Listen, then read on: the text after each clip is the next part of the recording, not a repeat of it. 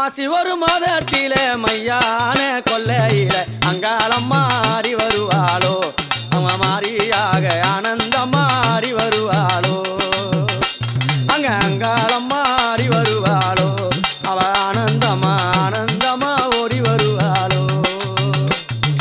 தன்னநாதின தன்னநானின தன்னநானின தந்தானோ தன்னநாதின தன்னநானின தன்னநானின தந்தானோ அம்மா சிவராத்திரி வேளையில சிவபூஜை செய்தவளே அர்த்தராத்திரி வேளையில ஐயம் பூஜை செய்தவளே அம்மா சிவராத்திரி வேளையில சிவபூஜை செய்தவளே